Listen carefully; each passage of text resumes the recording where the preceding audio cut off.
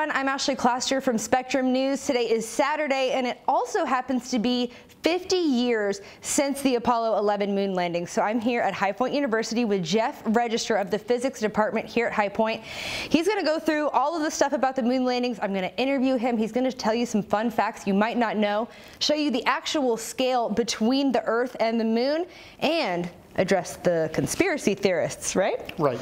All right, so sit down, grab your drink, and let's get into it. Okay, go for it. I have here a softball, and I'm going to make a little scale model. So if the softball represents the Earth, then this quarter is the right size in comparison to be the moon. And I've got them connected by a string. And the right side, with this scale, the right size, or the right distance between them, rather, is if I wrap the string 1, 2, 3, 4, 5, 6, 7, 8, 9, 10 times around, then that's the correct distance between the two. So Ashley, if I give you the quarter and just have you, and then I'm going to walk away and unwind it now, and this is now the correct scale for the Earth-Moon system. And so we sent the Apollo spacecraft from orbit around the Earth in a figure 8 to go to the moon, into orbit around the moon, and then when they landed in the little lunar module, came back up to the command module, and then completed the figure 8 to come back to the Earth. So this map of the moon, actually I like this map of the moon because this map was published before the Apollo landings happened. And so this is the landing site of Apollo 11, but it is labeled, this is a National Geographic map from 1968, I think. It's labeled Proposed Apollo Landing Site 1. And here's proposed Apollo landing site 2. But this is, in fact, the proposed landing site 1 is, in fact, the first landing site, the landing site of Apollo 11. Why did they choose that? They wanted a relatively flat area. So they wanted to land in one of the mare, and the mare are these dark areas of basaltic rock on the surface of the moon that are relatively flat, have fewer craters than the lighter highland areas. And so they wanted a relatively flat, featureless area for the first landing especially, but they also wanted to be near the edge of one of the mares so that they could get debris when an asteroid hits. Then debris gets thrown out. So they could get a wide samples of material from different regions at that site. But they knew that there were going to be other landing sites, and so all the Apollo landing sites are, because of the orbital mechanics, because of the engineering limitations, they're all along the equator of the moon, more or less. And but throughout the Apollo program, there were landings in the highland areas. There were landings in as diverse a selection of geography as they could get with 6 landings. The moon's rotation is synchronized with its orbit around the Earth. So it's always the same side of the moon is always facing the Earth. And so there is really no such thing as a light side and dark side, at least permanently. There's a near side of the moon and there's a far side of the moon. But what is the lit side and what's the dark side changes as the moon orbits the Earth.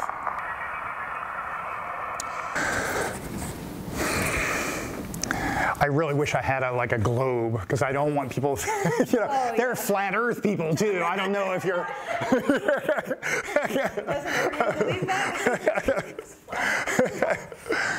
Okay, so I have here a map of the side of the moon facing the Earth. And this is a map of the side of the Earth. This is a map of the side of the moon facing the Earth. And this is a map of the side of the moon facing away from the Earth. We never see this side of the moon from the Earth. Only 27 people have seen the far side of the moon with their own eyes. And 27 people because there were 3 people in each Apollo mission. And the missions that went around the moon were Apollo 8, 10, 11, 12, 13, 14, 15, 16, and 17. So 9 missions went around the moon with 3 people each. 27 people have gotten to see these craters. Yes, I wore these in honor of Are you going to really take a picture of my socks? Okay. So cute. Cool. During the Apollo 11 landing, the lunar module had about 19 seconds of fuel left when they actually touched down. Coming up 9 minutes. So if they hadn't found a landing spot, a clear landing spot with 19 seconds later, they would have had to abort. Well, the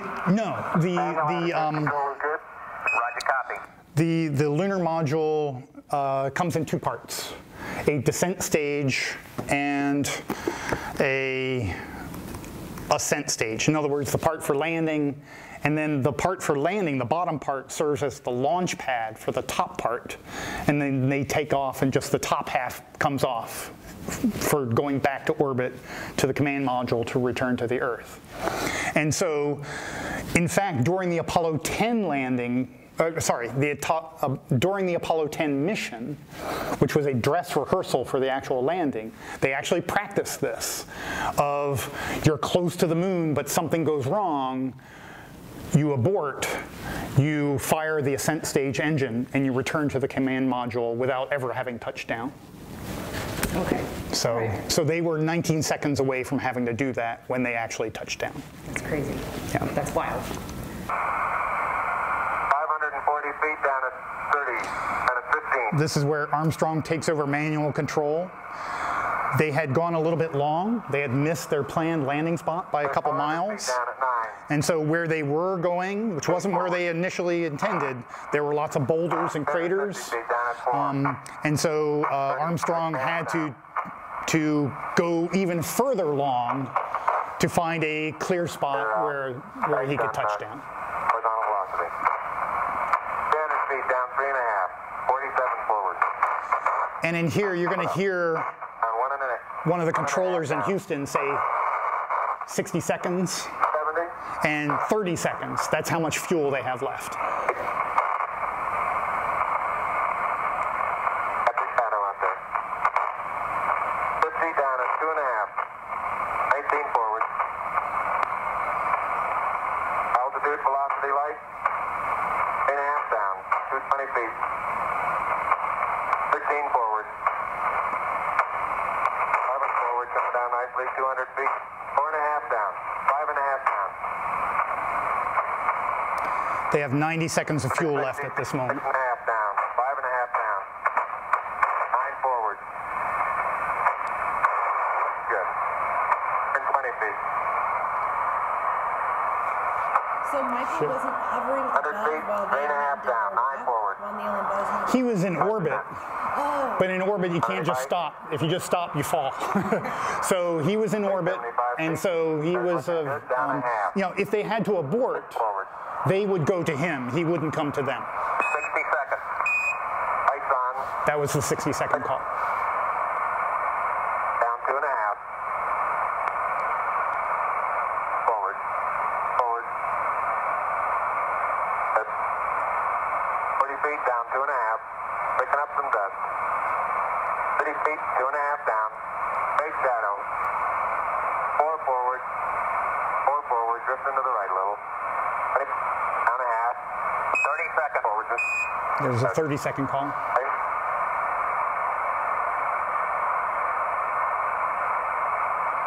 Contact light. Okay, engine stop. ACA at a descent. Mode control both auto. Descent engine command override off. Engine arm off. Port 13 is in. We copy you down, Eagle. Listen, Tranquility Base here. The Eagle has landed. Roger, Tranquility. We copy you on the ground. You got a bunch of guys about to turn blue. We're breathing again. Thanks a lot. They were turning blue because they only had 19 seconds of fuel left when they touched down. And if you heard the capsule communicator in Houston, you know, he was a little caught by surprise, because when Neil Armstrong said Tranquility Base here, they had never practiced that. That was something that Neil apparently had kept, you know, kind of secret, that he was going to call it Tranquility Base. And so back in Houston, you know, he very quickly he picked up on it, but it took him a second to respond back, Tranquility Base. And he said, thanks, you got a bunch of people turning blue here. And so they were all very relieved, as you can imagine. Well, explain the momentous occasion. I mean, most people who saw it aren't alive. Right. Well, and I was just a toddler at the time, but to me, the meaning of the Apollo 11 landing and the landings that followed, there were multiple landings, is, you know, it really harkens back to when we as a society, as a country,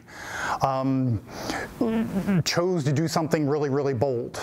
And, you know, and I think that's inspirational, both as individuals and as a society, that we have a choice to do amazing things and to be bold. And sometimes we just have to choose to do it. And in the 1960s, that's what we chose to do it. 1969. And describe how exactly it changed the future of science, like putting us on a path to where we are now? Yeah, so I mean, to my mind, the benefits of the Apollo program have been, you know, in science and technology and in inspiration. Now, I'm an astronomer. As a scientist, you know, I'm gonna focus on that. But the Apollo program was really just a huge impetus to the understanding of the solar system. We learned so much about the Earth.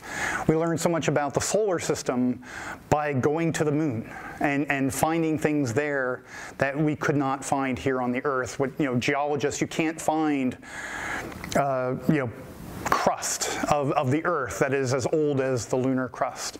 And so simply by going there, getting these samples, we learned as much about the Earth and the solar system as we did about the moon itself.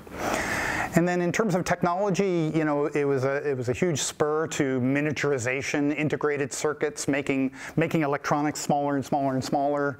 That, of course, has led to where we are today and living in a digital age. And then, you know, inspiration-wise, you know, the Apollo program is an inspiration for us to do bold things. And, you know, people talk about, you know, if we can put a person on the moon, why can't we do this? And I think a lot of the time the reason we can't do X, whatever it is that we don't have the will to do it. And Neil, Buzz, and Michael did.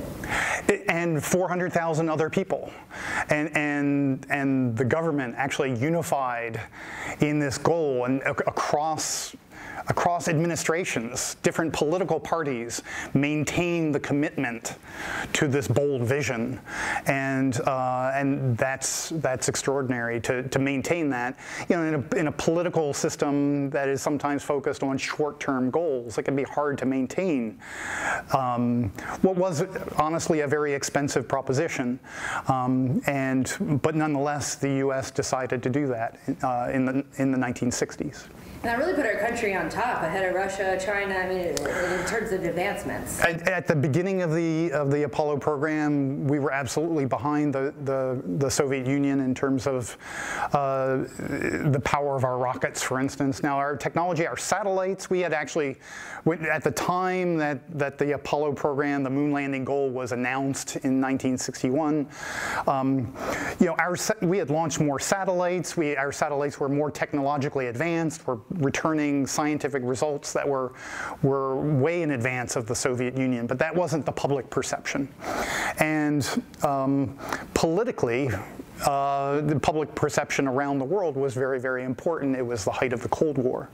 And so, in talking about you know, science and technology, that really wasn't President Kennedy's prime motivation. The prime motivation was political, but nonetheless, and his that political goal was satisfied, but we also had these other benefits in science, in technology, and inspiration for generations. So it really did serve Kennedy's goal, as he said, to organize and measure the best of our energies and skills, and Apollo did that. Okay. Is there anything that you want people to know about this anniversary, about the accomplishment at all? I should have anticipated that question. I always like to point out, because so many people talk about the moon landing as if it only happened once, but there were 6 successful landings on the moon of increasing length and sophistication, up to Apollo 17, and a lot of great science came out of those missions. And of course, we remember the first as being special, because that was the hardest step. But there were a total of 12 people who walked on the moon, and I hope that serves as an inspiration for us to return and maybe go on to Mars. All right, Jeff, that's great. 50 years later, there are still people who don't believe that it actually happened. What would I say to people who believe we didn't go to the moon? It's hard to encapsulate all the evidence there is for us actually having gone to the moon. But tens of thousands of people watched those Saturn V rockets take off from Florida, and millions more watched live on television. The radio transmissions from the Apollo spacecraft going to the moon, landing on the moon, were not secret. They were monitored by the Soviet Union. They were monitored by the astronomers, radio astronomers in England. And so we don't have just NASA's word to take for it. And the Soviet Union, if we had faked it, do you think the Soviet Union wouldn't have told the world about that? And there were optical astronomers, amateur astronomers and professional astronomers during flights to and from the moon that were actually able to observe the spacecraft. Now, the spacecraft was really, really small. They couldn't observe it most of the time. But during particular events, when there are gas releases from the spacecraft, the spacecraft were spotted on going out and coming back, as well as the radio transmissions, which can be localized to where they're coming from. And so we don't have to believe just NASA or the US government that we went to the moon. Other governments and private individuals, not American, have observed and verified that it actually happened. And to this day, or currently, there are spacecraft in orbit around the moon that can image the landing sites, and Russia, China, India, Japan all have spacecraft that have detected the landing sites on the surface of the moon. So to believe that we didn't do it is to believe that there is a worldwide conspiracy of not just NASA people, not just universities and scientists across decades. It would have to include people today.